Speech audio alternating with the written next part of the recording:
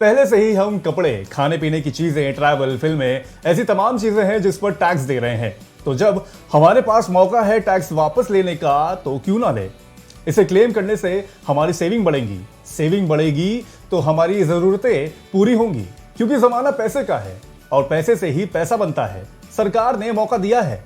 Tax saving investment के लिए समय सीमा 30 जून तक बढ़ा दी गई है। और अगर आपने अभी तक इस पर कोई प्लानिंग नहीं की है तो इस एपिसोड में आपको कई ऐसे तरीके पता चलेंगे जिससे आप टैक्स बचा सकते हैं। और ये तरीके आपको सालों साल लाखों रुपए का टैक्स क्लेम करने और सेव करने में आपकी मदद करेंगे। 5 लाख वालों को कोई टैक्स नहीं देना होगा, तो वहीं 6 लाख वाले भी टैक्स से बच सकते हैं। 7 और 8 लाख तक कमाने वालों की जेब से भी कुछ नहीं जाएगा। 9 और 10 लाख वाले लोग भी इस स्कीम में पैसा लगाएं और बचत बढ़ाएं, और इससे ऊपर की कमाई करने वाले भी बड़ी बचत के लिए तैयार हो जाएं, क्योंकि पैसा आपका है, इस पर आपका पूरा हक है। अलग अलग इनकम ग्रुप्स के लोग कैसे टैक्स बचत कर सकते हैं, इससे पहले जान लीजिए कि कौन सी ऐसी स्कीम्स हैं जिनसे आपकी जेब में पैसा वापस तो आएगा ही, साथ ही टैक्स बचत में आपकी मदद भी करेगी। ईपीएफ, जॉब करने वाले इसे तुरंत पकड़ लेंगे। इससे आपके वेतन से काटकर आपकी ईपीएफ अकाउंट में जमा कराया जाता है। अगर आप अपनी सैलरी स्लिप देखेंगे तो पता चलेगा कि हर महीने आपके ईपीएफ में कितना पैसा जा रहा है। यह पैसा आप जरूरत के वक्त निकाल भी सकते हैं। फिलहाल इस निवेश से आप टैक्स की बचत तो कर ही सकते हैं। Equity linked saving scheme ELSS, ये वाला सबसे पॉपुलर है क्योंकि इसे सरकार का समर्थन मिला है। ELSS एक तरह का म्यूचुअल फंड है। सबसे अच्छी बात यह है कि इसका केवल 3 साल का ही लॉक इन पीरियड होता है, बाकी इन्वेस्टमेंट में लंबा ड्यूरेशन होता है। लेकिन विशेषज्ञों का कहना है कि इसे भी लॉन्ग टर्म इन्वेस्टमेंट की तरह ही लेकर चलें। टैक्स सेविंग के साथ अच्छे रिटर्न्स भी मिलेंगे।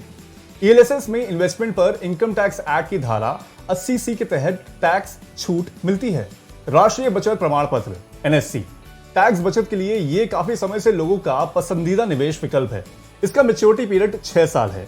सेक्शन 80C के तहत टैक्स बचत करने वाले इस निवेश का ऑप्शन भी चुन सकते हैं। सुकन्या समृद्धि योजना SSY, केंद्र सरकार की बेटी बचाओ बेटी पढ़ाओ योजना के तहत लॉन्च की गई ये स्कीम गर्ल चाइल्ड के लिहाज से बेहतरीन विकल्प है। अगर आपकी बेटी की उम्र 10 साल से कम है तो आप अपनी बेटी के लिए SSY खाता खोल सकते हैं। ट्यूशन फीस, अपने बच्चों की स्कूल फीस आप ITR में दिखा सकते हैं। इससे भी आप टैक्स में बचत कर सकते हैं। इसके अलावा PPF, LIC, FD में आपका पैसा लगा है तो भी आप फायदे में हैं। यह सभी स्कीम इनकम टैक्स की सेक्शन 80C में आती हैं। अब जरा 80C के बारे में भी जरा जान लीजिए। 80C आयकर अधिनियम के टैक्स सेविंग कैटेगरी में से एक है जो आपको निवेश पर 1.5 लाख रुपए तक के टैक्स में कटौती की अनुमति देता है। लेकिन अब असल में आप कैसे इसका फायदा उठा सकते हैं, इसके लिए हमने ICWA पार्थ श्रीवास्तव से बात की। उन्होंने हमें इसके मूल मंत्र बताए। तो उसमें यह है, अगर आपकी इनकम 2.5 लाख है तो आपको कोई भी टैक्स नहीं देना है, आपको कोई TDS नहीं कटेगा। इनफैक्ट 2.5 क्या बल्कि 5 लाख भी है तब भी नहीं कटेगा, क्योंकि सरकार ने सेक्शन 87A के अंदर एक रिबेट दिया हुआ है, जिसमें अगर आपकी टैक्सेबल इनकम यानी कि आपकी अगर 6 लाख सैलरी से टोटल इनकम हो रही है, मतलब ग्रॉस टोटल इनकम हो रही है, उसमें से आपने डिडक्शंस यानी कि सेविंग कर ली 1 लाख से ज़्यादा, तो आपकी जो टैक्सेबल इनकम है वो 5 लाख से कम हो जाती है। तो 5 लाख के नीचे 2.5 लाख से ऊपर आपका अगर 5 लाख है तो 12,500 5% के हिसाब से टैक्स बनता है। बट सरकार ने 87A के अंदर एक रिबेट दिया है जिसमें कि 12,500 का 12,500 पूरा का पूरा आपको टैक्स बच जाएगा, कोई भी टैक्स देने की जरूरत नहीं है। ये तो 5 और 6 लाख तक कमाने वालों की बात हो गई। अब इससे ज्यादा कमाने वाले लोग भी कुछ ट्रिक समझ लें। जरा इस चार्ट को देखिए। मान लीजिए रोहन नाम का एक शख्स किसी कंपनी में काम करता है। उसकी सालाना इनकम 7 लाख रुपए है, तो 7 लाख रुपए में 1.5 लाख तो उसने सेक्शन 80C के अंदर आने वाली स्कीम्स में निवेश के रूप में दिखा दिया। इसके अलावा एक और सेक्शन है 80CCD, जिसमें वो नेशनल पेंशन स्कीम ले सकता है। इसके जरिए वो 50,000 रुपए तक और ITR में दिखा सकता है। अब 1.5 लाख और 50,000 मिलाकर बना 2 लाख रुपए। इस 2 लाख को 7 लाख से माइनस किया तो रोहन 5 लाख के अंदर वाले इनकम टैक्स स्लैब में आ गया, यानी कि वो अब 0% टैक्स देगा। ऐसे ही अगर रोहन 8 लाख रुपए कमा रहा है और अगर वो होम लोन भी ले रहा है तो इसके इंटरेस्ट रेट के रूप में वो 2 लाख रुपए तक का डिडक्शन ले सकता है। 2 लाख रुपए होम लोन वाला, 1.5 लाख रुपए एटीसी वाला और 50,000 एटीसीसीडी वाला मिलाकर बना 4 लाख रुपए, यानी कि वो भी 0% वाले टैक्स स्लैब में आ गया। ऐसे ही 9 लाख रुपए कमाने वाले रोहन को भी फायदा मिल सकता है।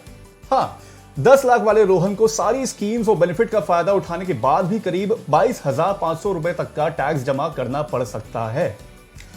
इस पूरी कवायद का मकसद 5 लाख रुपए वाले टैक्स स्लैब में आना है ताकि रोहन 100% टैक्स बचत कर सके। बाकी टैक्स सेविंग स्कीम में रोहन ने जो पैसा लगाया है उससे उसे फायदा तो मिलेगा ही।